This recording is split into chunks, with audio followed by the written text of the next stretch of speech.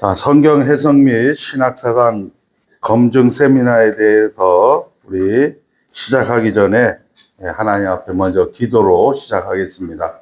하나님, 저희들을 사랑하여 주시고 하나님의 언약 백성으로 하나님 나라 안으로 옮겨주시고 아버지 하나님의 귀한 말씀 사역자로 한평생을 조국교회와 그리고 하나님의 교회를 아버지 하나님 섬기며 말씀 봉사자로 아버지 살아갈 수 있도록 축복하여 주신 것 감사를 올려드립니다.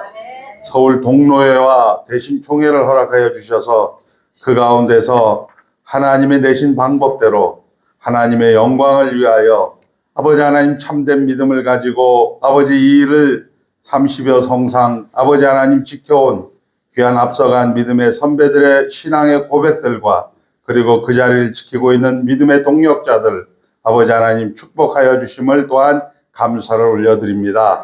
아버지 하나님, 이제 현대교회 가운데 아버지 하나님의 진리와 아버지 하나님 신앙과 생활의 기준인 성경을 다시 한번 우리가 확인하며 또 그 감사하며 그 내용들을 검증하고자 이제 모여싸우니 아버지 하나님, 이 자리에 주님께서 함께하여 주시고 우리 발제하시는 교수님들의 입술과 그리고 총회장님 그리고 우리 서울 동로의 대신총회 모든 일원들에게 하나님이 함께하심으로 축복하여 주실 하나님을 찬송하옵고 예수님의 이름으로 기도드리옵나이다. 아멘. 네, 이제 순서는 이렇게 진행을 하겠습니다. 먼저 우리 대신총회 총회장님 인사 말씀, 그리고 우리 이제 오늘 발표해 주실 발제자들 소개해 주고 취지를 이게 말씀드린 다음에 우리 세미나를 본격적으로 진행하도록 하겠습니다. 먼저 첫 번째 순서로 우리 대신총회 총회장님 인사 말씀이 있겠습니다. 대한예수교 장로회 총회 신학위원회 세미나 오늘 개최된 것을 주님의 이름으로 환영합니다. 그리고 이 세미나를 통해서 교단의 신학과 그다음에 성경, 교단이 어떤 성경관을 갖고 있고 어떠한 신학관을 가지고 있는가를 천명하게 되는 신학위원회의 세미나라고 생각합니다. 그래서 기대하는 바가 크고요. 우리 대한예수교 장로회 대신총회는 1972년 교단이 굉장히 존폐 위기에 있을 때 오히려 한국교회를 향해서 교회 선언이라고 하는 것을 우리 선배님들이 당당하게 우리는 성경을 이렇게 믿고 우리 교단의 신학은 이렇습니다 라고 천명한 것이 우리 대신교단의 신학과 성경을 보는 기준입니다. 그래서 인사말에 대한예수교 장로회 교회 선언, 우리는 전통과 역사적 유산을 소중히 여겨 영구히 기념하며 보존함과 동시에 우리의 정체성을 더욱 견고히 하고 발전을 도모하기 위하여 본 총회 교회 선언문을 교회 헌법 전문에 붙이는 바이다. 그래서 본교단의 노선, 신학적 교리적 입장을 천명했고요. 그 다음에 이번에 개혁파 신학과 건강한 역사 수호를 하겠다고 우리는 선언을 했습니다. 연설문에 내가 헌법 전문에 있는 것들을 넣어서 여기 인사말에 넣었기 때문에 여러분들이 꼭 숙지해서 보시기 바랍니다. 그리고 시대에 맞는 신학적 발전을 선언을 했습니다. 우리는 개혁파 신학이라고 하는 것은 한 곳에 묶여 있는 것이 아니라 시대에 맞는 신학 발전을 천명했습니다. 오늘 이 자리가 말씀 앞에 겸손히 무릎을 꿇고 성령의 인도하심을 받아 우리 총회와 한국교회의 미래를 밝히는 귀한 신학적 열매를 맺는 시간이 되기를 간절히 소망합니다. 참석하신 모든 분의 사역 위에 하나님의 크신 은혜와 평강이 함께하기를 축원하며 본 세미나의 성공적인 진행을 위해 다시 한번 신학위원회 위원장님과 교수님들을 격려의 말씀을 전합니다. 감사합니다. 대한예수교 장로회 총회장 된 최종환 목사, 감사합니다. 성경 해석 및 신학사상 검증 세미나 사회를 맡은 서울 동로의 증경노회장이고 대신총회 신학위원장 강영철 목사 인사드리겠습니다. 간단히 취지를 이야기하면 본 세미나는 서울 동로의 강서시찰 소속에 있는 교회가 한국 기독교 이단 상담 연구소 및 세계 한인 기독교 이단 대책 연합을 한국 교회의 고발이라는 헌의안을 접수하게 되었습니다. 그래서 노회의 절차 따라서 정치부 심의 의견 그리고 노회에서 이것을 상정을 해서 가결을 했고 이것을 대신총회 신학위원회에 상정하자 이렇게 해서 오늘 본 세미나가 진행이 되고 있고 그래서 요 검증 세미나를 이제 개최한 다음에 요 내용은 본 세미나는 교회협동신문 유튜브로 발표될 예정입니다. 이제 다음 우리 오늘 발표와 토론을 맡아주실 교수님들을 소개하는 시간을 갖도록 하겠습니다. 먼저 우리 박형택 메시아 가정설에 대한 신학적 비판, 정통개혁주의 기독론 관점에서 본 분석과 문제 제기에 관하여 로나 트리니티 칼리지의 우리 박만경 교수님, 주경신학 교수님입니다. 우리 이제 온라인으로 이제 우리 한번 박수를 쳐주시기 바랍니다.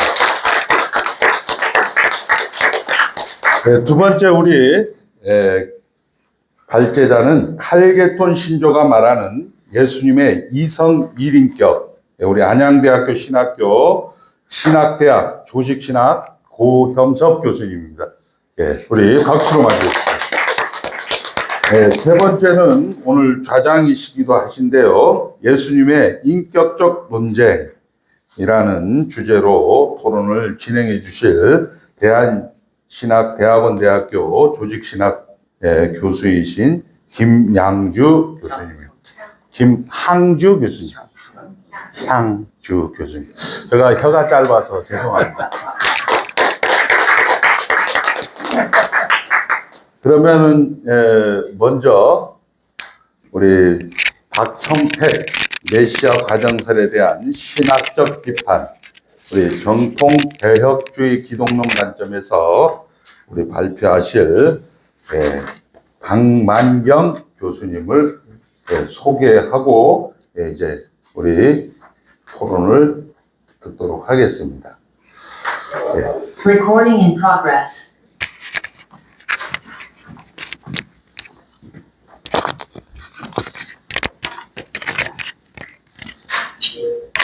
시작하면 되는 거고. 네, 여러분 반갑습니다. 제가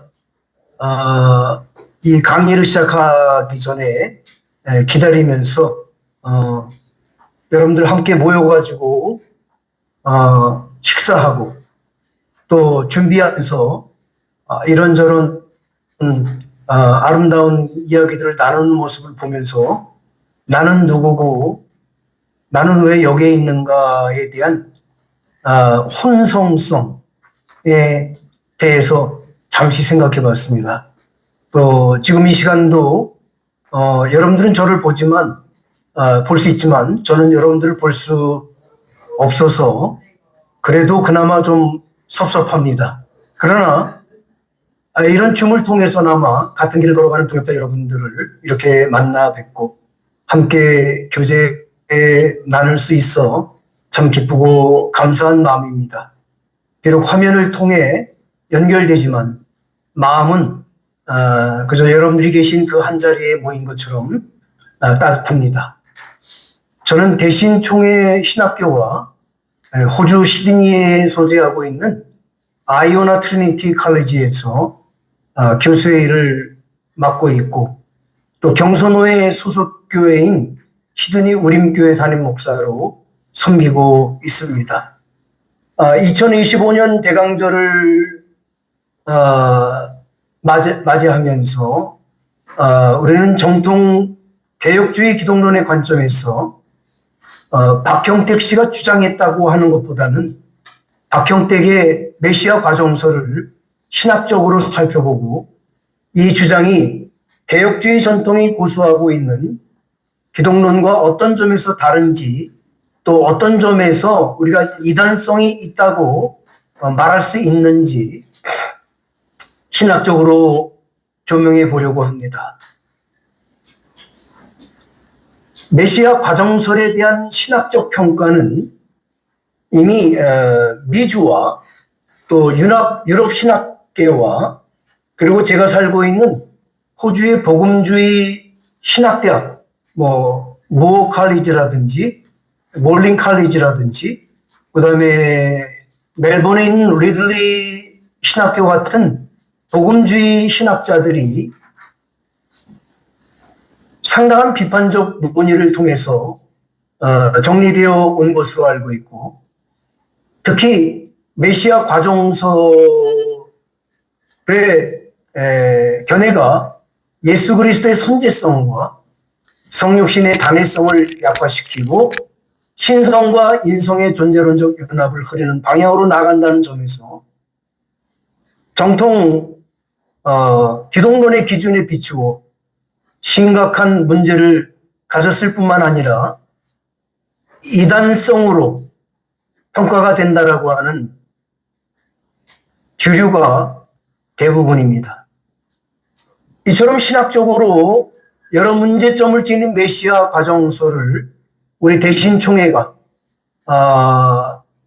동로회를 중심으로 2025년 대강절을 맞이하면서 함께 성찰하고 점검하는 자리를 마련했다는 것은 큰 의미가 있는 일이라고 생각합니다. 이는 단순한 비판을 넘어서 그리스도의 참되신 신성과 성육신의 신비를 다시 깊이 묵상하고 확인하는 소중한 기회가 되었으면 좋겠습니다. 오늘 저는 목사의 보신 대로 5가지만 말씀을 드리도록 하겠습니다. 첫 번째로 기독론의 논쟁의 역사를 간략하게 정리해 보겠습니다. 그리고 두 번째로 앨리스터 맥그라스의 기독교 사상사에 나오는 이단은 어떤 방식으로 태동되는가에 대해서 설명을 드리도록 하고, 이런 그 맥그라의 기독교 주장을 보면 틀림없이 박형택의 메시아 과정설은 과정신학과 양자론의 이론에 접목이 돼서 기독론적으로 이단성이 있고, 그 다음에 성경 해석론적인 관점에서도 이단성이 있다고 사료가 됩니다. 여러분들이 받으신 성경 해석과 신학사상 검증이라고 하는 프린트물 12페이지를 보면 저의 논고가 기록되어 있는데요. 그 부분에서 박형택의 메시아 과정과 연결된 사상을 제가 언급하면서 양자론을 양태론으로 언급한 내용이 나옵니다. 이것을 양자론으로 수정하여서 그 내용과 함께 우리 최종환 학장님에게 보내드려서 여러분들이 그 수정된 페이지를 받으신 걸로 알고 있습니다. 양태론 대신에 양자론으로 대신해 주시기를 부탁드립니다. 네 번째는 메시아 과정설이 정통 개혁주의 기독론에 미치는 부정적 영향이 무엇인가 살펴보고 그리고 결론을 맺도록 하겠습니다.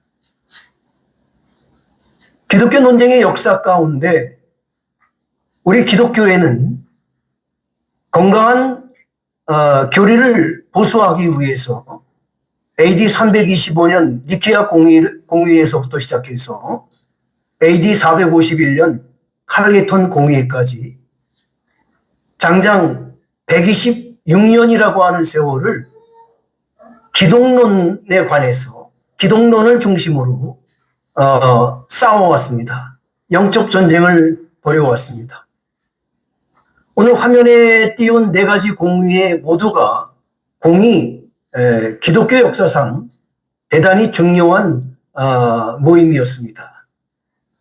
그러나 이 가운데 특별하게 제가 강조하고 싶은 부분이 있다고 한다면 바로 AD 325년에 벌어진 니케아 공회를 강조하고 싶다는 생각이 듭니다. 그 이유가 여기 화면에 보시면 호모우시오스라고 하는 헬라어 한 가지 단어가 나옵니다. 오늘 제가 집에서 텔레비전을 틀어놨는데 생수 소개하는 광고 같습니다. 물 한 방울에 자연을 담았습니다. 뭐 생수 광고인지 화장품 광고인지는 잘 모르겠습니다. 근데 제 귓가에 맴돌면서 제 마음까지 왔던 그 카피의 글이 뭐냐면 물 한 방울에 자연을 담았다라고 하는 것입니다. 저는 오늘 이 호모우시우스라고 하는 이 단어 하나에 기독교가 담겨져 있다라고 하는 말씀을 나누고 싶습니다. 이 호모우시우스라고 하는 말은 니케아 공회를 이끌어 나갔던 알렉산더라고 하는 사람이 말한 용어도 아니고, 그리고 후대에 이 호모우시우스의 전통적인 기독론을 이끌어 나갔던 아타나시우스가 말한 것이 아니라 콘스탄틴 황제의 조력자인 코르두바의 호시우스라고 하는 사람이 처음으로 사용한 말입니다. 그러나 니케아 이후 50년의 교회사를 보면 아타나시우스는 니케아 신조의 가장 강력한 옹호자였고 아리우스와 더불어 40년 가까이 투쟁하면서 호모우시오스의 정통신학을 사실상 완성한 인물이기 때문에 저는 이 니케아 공회의 논쟁을 아타나시우와 아리우스의 논쟁이라고 그렇게 설명을 드리고 싶습니다. 여기 아타나시우스가 사용한 호모우시오스, 그리고 아리우스가 사용한 호모이우시오스는 어떻게 보면 거의 똑같은 단어가 아닌가, 그렇게 얼뜻 보면 그렇게 보입니다. 그런데 아리우스가 주장한 호모이우시오스를 보면은 호모우시우스에 없는 헬라어 철자 하나가 나옵니다. 그게 헬라어의 9번째 철자인 이오타라고 하는 것이 들어갔습니다. 알파벳 가운데서도 헬라어를 이미 배우신 분들은 이해가 되시겠습니다만은 이오타라고 하는 문자는 가장 작은 문자입니다. 그런데 그게 하나가 들어가면서 하늘과 땅을 나누듯이 참 보수와 이단이 나뉘어지는데 이 이오타가 하나 개입이 됐습니다. 여러분, 저는 그것이 이단의 본질이라고 생각합니다. 여러분, 우리가 한국말로 이단이라고 하는 말을 사용할 때 달을 이자에다가 끝단자를 쓰지 않습니까? 처음부터 중간까지는 거의 같은 것 같습니다. 그런데 마지막이 다르다. 이것이 바로 아리우스가 주장한 호모이우시오스입니다. 그러면 우리 정통개혁주의 교회가 고백하는 호모우시오스라고 하는 의미는 어떤 것입니까? 호모라고 하는 말은 우리가 잘 아는 것처럼 호모섹슈얼리티의 호모하고 똑같은 말입니다. 동일한 그런 뜻이죠. 동일한. 우시오스는 성질을 말합니다. 품성. 그럼 이 말 가운데 지금 우리 개혁교회가 주장하는 것이 예수 그리스도의 참 하나님 되심과 참 인간 되심이 AD 325년부터 지금까지 우리가 물려받은 신앙의 참된 기독교적 고백이라고 확신합니다. 이것은 철자 싸움이 아닙니다. 이 고백은 예수 그리스도가 참 하나님 되시고 참 인간 되신다라고 하는 물러설서는 절대 안 되는 그런 중차대한 그런 신앙의 문제라고 하는 것입니다. 바로 교회의 생명과 구원의 진리가 달린 문제였고, 그래서 교부들은 이 작은 이오타 하나도 양보하지 않았습니다. 왜냐하면 그 한 철자가 예수의 본질을 달라지게 하고 구원의 의미를 바꿔버리고 결국 우리의 신앙과 생명까지 위협할 수 있기 때문입니다. 이런 신앙 고백을 지키기 위해서 기독교회는 126년이라고 하는 긴 세월을 논쟁을 벌여왔던 것입니다. 자, 이 부분에서 우리는 자연스럽게 이런 질문을 던져봐야 될 것입니다. 도대체 왜 교회는 이렇게 오랜 세월 동안 기독론에 대한 논쟁을 멈추지 않았을까요? 이 질문은 단순한 역사적 의문이 아니라 우리 신앙의 뿌리가 무엇인지 다시 묻게 만드는 실존적인 물음이라고 생각합니다. 그리고 그 물음 앞에서 제가 여러분들에게 분명하게 대답할 수 있는 사실은 기독론이 무너지면 기독교가 성립될 수 없기 때문이다. 예수 그리스도는 참 하나님이시고 참 인간이시다. 호모 우시오스. 중보는 하나님이신 분이어야 죄와 죽음을 이길 무한한 효력을 지니며 동시에 참 인간이어야 우리를 대표하여 연대하여 순종과 완전한 대속을 이룰 수 있다고 하는 결론에 도달하게 됩니다. 두 번째, 앨리스트 맥그라의 기독교 사상사를 중심으로 이단의 태동은 어떻게 되는가? 초대교회부터 현대에 이르기까지 기독교 역사 속에 나타난 신학적 일탈이나 이단 사상은 절대적으로 개인적인 사유물이 아니라고 하는 것입니다. 그 이단은 당대 철학적 사조나 신학적 방법론에 영향을 받아서 이단이 되는 것이지 독립적이고 개인적 사유물이 절대 아니다라고 하는 사실을 강조합니다. 16세기 종교개혁 당시에 종교개혁자들이 강조했던 부분은 하나님은 초월적인 하나님이시다. 하나님의 주권, 하나님의 섭리를 강조했습니다. 그래서 후대에 17세기 말과 18세기에 헤겔과 칸트로 중심이 되는 이성주의와 계몽주의적인 철학적 사고가 칼 바르트나 슐러의 마와와 같은 자유주의 신학의 신학적 방법론에 영향을 미친 겁니다. 그 결과 자유주의가 태동하게 된 것이죠. 근데 마찬가지로 화이트 헤드로 중심이 되는 과정 철학이라고 하는 프로세스 필로소피라고 하는 이 과정 철학에서 이 철학적 사조가 신학적 방법론으로 영향을 미쳐가지고 파생된 것이 프로세스 디아놀로지입니다. 과정 신학이라고.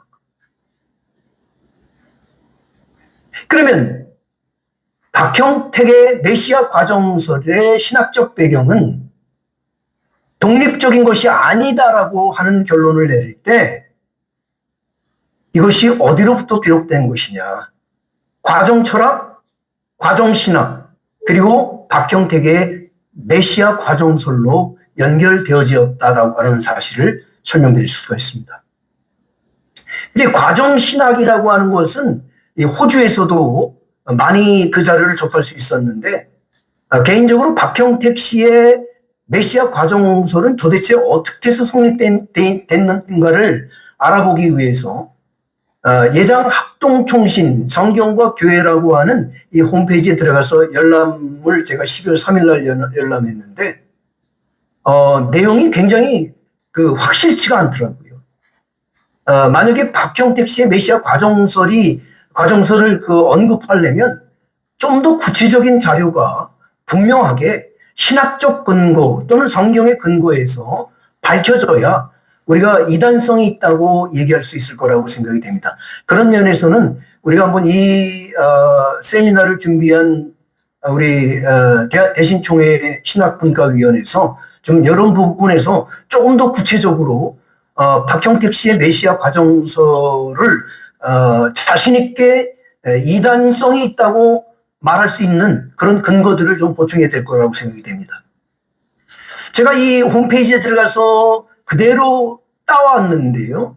예수님은 사탄과 싸울 수 없었고 사탄이 시험한 것은 예수님이 메시아로 되어가는 하나의 절차와 과정이 있는 것이다 라고 하는 부분이 애매모호합니다. 너무 두리뭉실합니다. 물론 부분적으로 제가 이 말이 무슨 말인지는 이해가 됩니다. 그래서 이대위는 이 진술을 통해서 성령 잉태론을 정면으로 부정하는 이론이며 메시아는 오실 때부터 메시아지 본질적으로 메시아지 여러 절차와 과정을 거쳐서 메시아가 되는 것이 아니다라고 비판한 내용은 제가 용납이 되고 이해가 됩니다. 그러면 미국 복음주의 신학계에서는 이 메시아 과정서를 어떻게 받아들이냐. 메시아 과정설은 정통 기독론을 거부하고 예수님의 신성을 부인하거나 약화하는 현대적 양자론이라고 비판합니다. 여러분 얼마나 그 표현의 깊이가 분명합니까? 그러니까 이 미주 복음주의 신학계에 의하면 박형택 씨의 메시아 과정설은 100% 이단성이 있다. 그렇게 설명할 수가 있는 거죠. 그리고 특별히 남침례교회 중심으로 이 메시아 과정설에 대한 연구가 활발하게 진행이 됐는데요. 남침례교회 그 모글러의 글에 의하면 논문에 나온 거죠. 벨티스 저널에 나온 것인데 메시아 과정설이 예수 그리스도의 본질적 신성을 부인하고 그를 하나님께 응답한 경건한 인간으로 격화시킨다는 점에서 정통 기독론을 위협하는 신학적 수정주의라고 비판합니다. 신학적 수정주의. 자, 유럽 신학계의 반응을 좀 살펴보겠습니다. 유럽 신학계에서는 특별히 한스킹이라고 하는 로마 캐톨릭 계통의 신학자죠. 한스킹, 교회론으로 아주 유명한 대표적인 신학자인데 이분은 신정통주의 이후 등장한 급진 신학의 산물로 메시아 과정설을 해석합니다. 메시아 과정설이 그리스도의 유일성과 구속사건의 객관성을 훼손한다는 점에서 공교의 신앙과 조화될 수 없다고 비판합니다. 제가 몸담고 있는 호주 신학계에서 특별히 그 무어 칼리지의 마크 톰슨이라고 하는 교수가 이 과정신학에 대해서 쓴 글을 이렇게 썼습니다. 과정신학의 기독론은 칼케톤 신조의 경계를 벗어나며 예수 그리스도의 고유한 신성을 차감하였다라고 그렇게 비평을 했습니다. 그리고 시드니 미셔너리 바이블 칼리지의 신학학 교수는 과정신학의 구원론은 하나님의 진노와 심판을 제거하고 십자가의 객관적 대속을 부정하는 이단성에 빠져 있다고 설명을 했습니다. 또 한 가지 과정신학의 구원론은 하나님의 진노와 심판을 제거하고 과정신학은 성경의 권위를 해체하고 인간 경험을 신학의 기준으로 삼는다라고 하는 표현도 썼습니다. 그러면 메시아 과정설의 신학적 배경은 무엇이냐? 과정신학입니다. 과정신학은 과정 철학에서 신학적 방법론을 추구한 것이고요.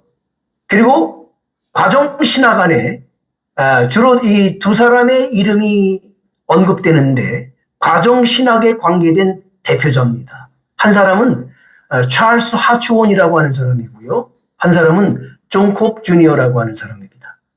이 두 사람의 기독론을 살펴보면 예수 그리스도가 창조전부터 신성을 가진 가운데 하나님의 섭리와 작정 가운데 메시아가 된 것이 아니다라고 말을 합니다. 대신 그들은 예수를 하나님과의 관계 안에서 가장 온전하게 응답한 인간으로 해석합니다. 그러니까 이 견해는 그저 제 개인적인 판단이긴 합니다만은 아리우스적 견해하고 동일하다. 그런 차원에서 이단성이 있다고 말씀을 드릴 수가 있겠습니다. 자, 여러분, 예수 그리스도의 신성을 본질에서 소유한 존재가 아니라 하나님과 완전한 일치를 이룬 완전한 응답의 인간이며 그리스도의 독특성은 신적 본성이 아니라 여러분 이것이 과정신학과 과정철학에서 중요시 여기는 이론입니다. 신적 지향, divine aim. 이 말은 무슨 말인가 하면요. 철저하게 하나님께서 요구하고 명령하시고 부탁하신 일에 노라고 한 번도 대답을 하지 않고 뭐든지 순종했다라고 하는 것입니다. 그것을 보시고 하나님께서 예수 그리스도를 메시아로 낙점, 그래서 하나님의 아들이 되었다라고 말하는 부분과 똑같은 해석입니다. 그 다음에 두 번째 메시아 과정설의 신학적 배경에 영향을 미친 것은 양자론입니다. 양자론은 역동적 군주 신론이라고도 얘기를 합니다. 다이나믹 모나키아니즘이라고 하는 말을 사용하는데요. 여기 두 가지 단어 가운데 군주 신론은 한마디로 말하면 하나님의 디비니티 또는 디이티, 하나님의 신성을 상징하는 단어입니다. 또 하나 역동적이라고 하는 다이나믹이라고 하는 이 단어는 예수 그리스도의 공생의 기간 동안에 그가 인간으로서 보여준 인성을 의미합니다. 이 두 가지 단어가 붙어서 양자론을 갖다가 역동적 군주 신론이라고 이야기를 합니다.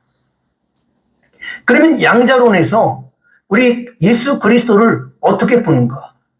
첫째, 디이티라고 하는 하나님만이 가지고 있는 이 신성은 플러럴이 될 수가 없다. 플러럴, 복수가 될 수가 없다. 이 디이티라고 하는 것은 전무후무하게 오직 성부에게만 해당된다. 그러므로 참신은 아버지 하나님밖에 안 계십니다. 그럼 공생의 기간 동안에 예수에게 나타난, 그리고 예수님께서 진술한 하나님과 나는 하나이니라 라고 하는 이와 같은 진술을 그들은 어떻게 해석을 하냐? 예수에게 나타난 신비한 능력은 하나님에 의해서 일시적으로 주어진 것뿐이다. 그러므로 하나님과 성자 사이의 인격적 관계는 절대로 성립되지 않는다라고 하는 것입니다. 이런 메시아적 기독론은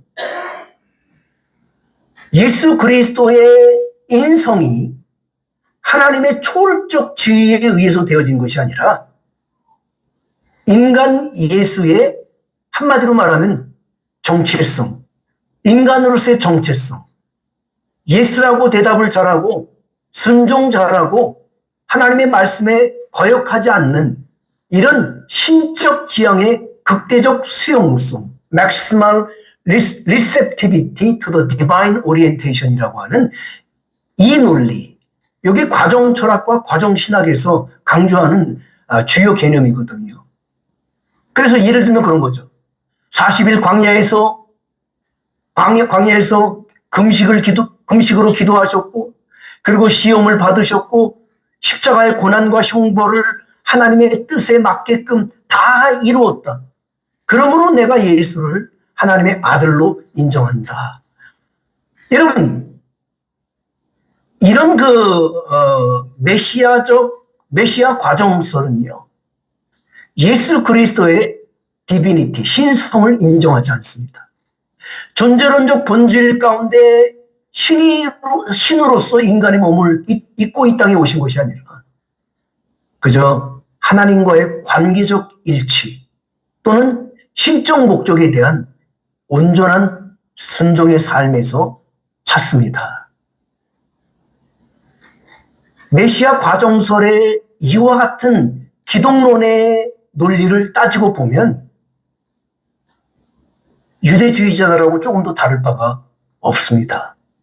그들은 할례를 받고 율법을 준수하는 것이 구원이라고 가르쳤습니다.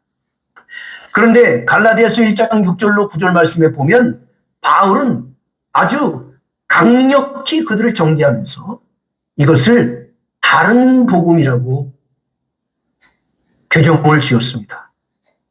다른 복음을 전하는 자들에게는 저주가 있을 것이라고 하는 강력한 말로 그들이 이단이라고 정죄를 한 것을 볼 수가 있습니다. 그리고 또 한 가지 펠라기우스주의를 들 수가 있는데요. 5세기에 등장한 펠라기우스는 역사적 기독교 교회가 AD 418년 카르타고 공의회와 AD 431년 에베소 공의회에서 정식으로 이단으로 정죄를 했습니다. 자, 이때에 아우구스티누스의 강력한 기독교 변론, 기독론에 관해서 변론하면서 아주 장로교회가 이제 죽을 때까지 사용하는 전적 타락, 토탈 디프라비티가 바로 여기서 나오게 되는 것입니다. 그리고 인간은 전적으로 타락한 인간의 본성으로는 오염됐기 때문에 하나님을 찾을 능력이 없고 하나님께로 돌아올 능력이 없어서 그 구원의 문제는 하나님의 전적인 효과적 은혜에 의해서 비롯된다라고 하는 결론으로 펠라기우스주의를 이단으로 정죄하였습니다. 그러면 메시아 과정설에 대한 이단성의 요소는 보십시오. 첫째, 예수는 평범한 인간이었다. 둘째, 경건하고 순종적인 사람이었다. 셋째, 하나님께로 입양되었다. 이게 애덥셔니즘이잖아요. 양자금이죠. 넷째, 세례를 받을 때 성령이 임함으로 하나님께서 필요한 메시아가 되었다라고 하는 것입니다. 이런 메시아 과정설이 어떻게 정통개혁주의 기독론과 충돌되는지 한번 보시기 바랍니다.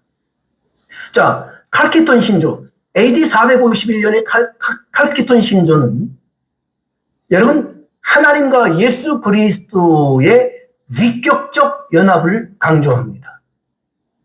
위격적 연합이라고 하는 신학적 용어는 그리스도는 동일한 한 person, 위격이 하나님과 동일한 person이고 그리고 존재적인 차원에서 혼합 없이 변형 없이 분리 없이 분할 없이 두 본성을 지닌다라고 강조합니다. 이 고백은요, 성경적입니다. 이 고백은 요한이 요한복음 1장 1절에 태초에 말씀이 계시니라 라고 하면서 이 말씀이 하나님이라고 설명합니다. 그리고 요한복음 1장 14절 말씀에서는 성육신의 단회성을 얘기합니다. 엔 아르케 엔 호로고스, 태초에 말씀이 계셨다. 그런 다음에 성육신의 단회성을 요한복음 1장 14절 말씀에서 호로고스, 그 말씀은 사라크, 육신의 몸을 에르네게토, 입었다라고 하는 말로 삼위일체의 위격적 동존성을 강조하고 있는 것을 성경 가운데 찾아볼 수가 있습니다. 그런 반면에 박형택의 메시아 과정설은 예수 그리스도의 인성을 역사 속에서 순종을 잘함으로 점진적으로 보너스 점수를 받아서 인간 가운데 메시아가 되었다라고 하는, 그리고 하나님의 아들로 되었다라고 하는 사실을 규정합니다. 그들은 그리스도가 이론적 실제라고 보지 않습니다. 온 플러스 온이라고 하는 말인데요. 단지 예수 그리스도와 하나님과의 관계론적 범주로 축소해서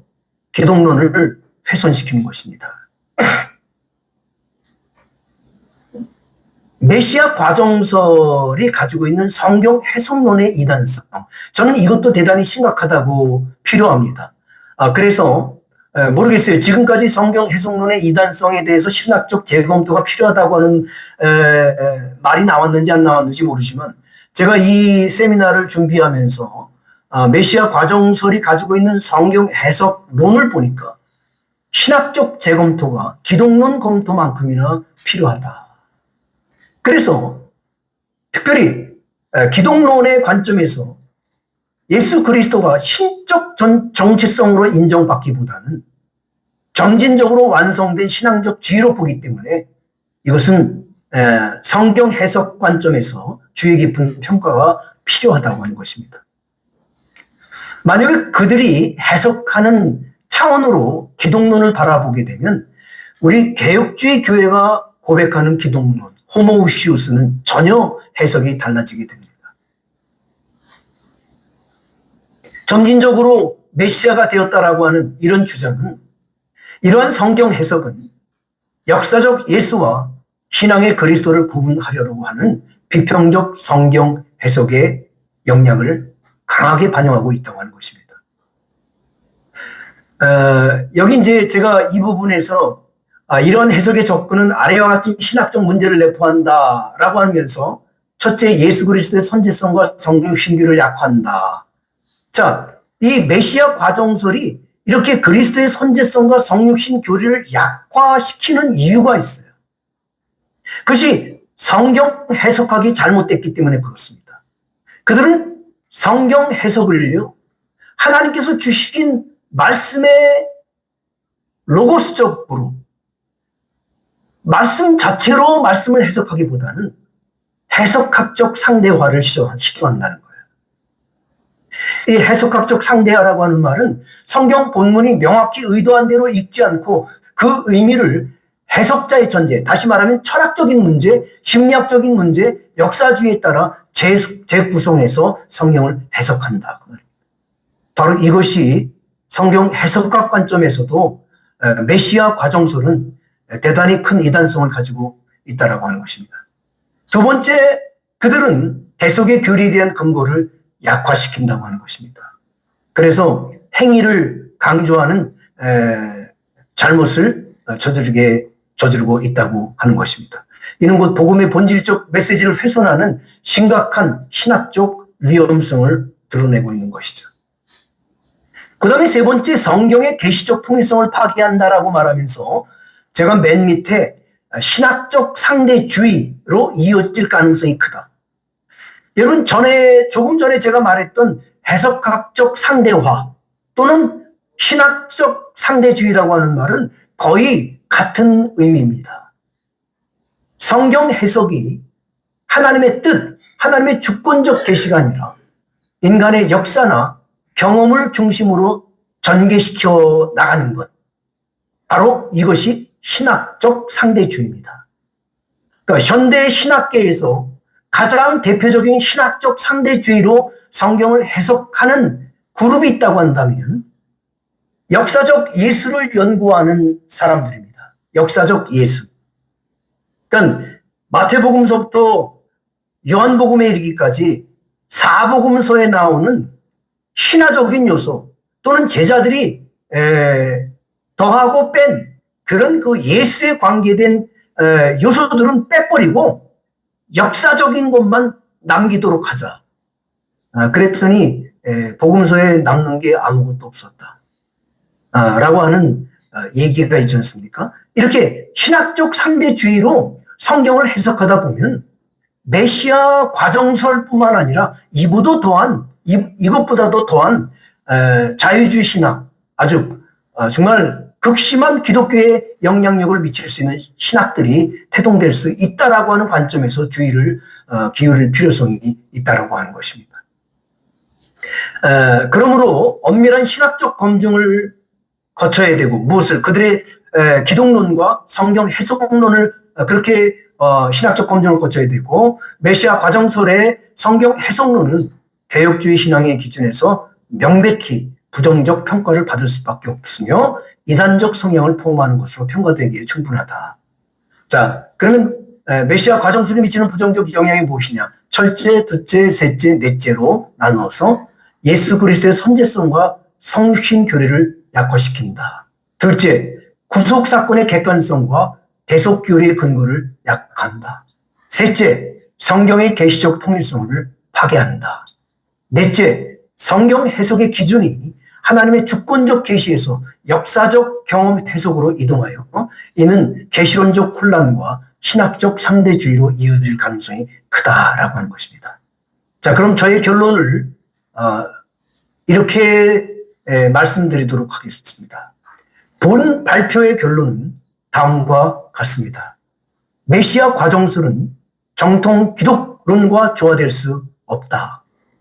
그리스도의 신성, 삼위일체, 성육신, 속죄의 교리를 훼손한다. 역사적 양자론과 동일한 구조를 가짐으로 교단의 채택이 불가하다.